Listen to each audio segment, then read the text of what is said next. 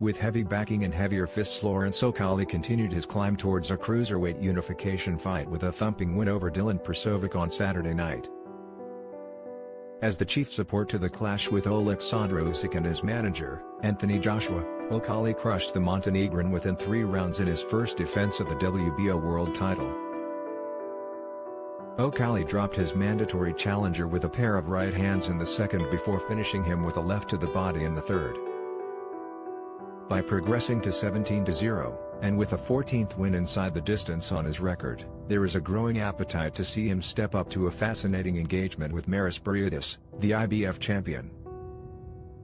Whether he is ready for a test of that scale remains to be seen, and few clues could be gleaned for those purposes from this win over an unbeaten but limited opponent. He proved his power, but that much was already known.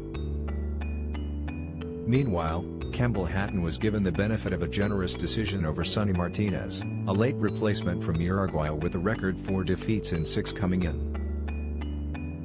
In what was meant to be a straightforward test, Hatton was only able to stretch his unbeaten record to a 4th win via the questionable scoring of the referee, Marcus McDonnell, who called it 58-57 in the 20-year-old's favor.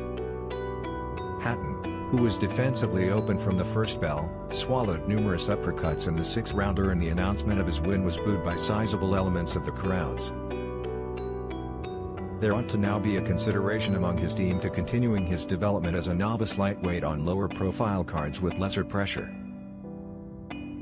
Earlier, Leonard Castillo was carried from the ring on a stretcher after being stopped by former super middleweight world champion Callum Smith.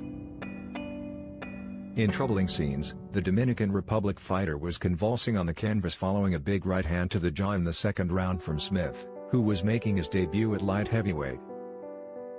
Eddie Hearn confirmed 20 minutes after the incident that Castillo was responsive and on his way to hospital.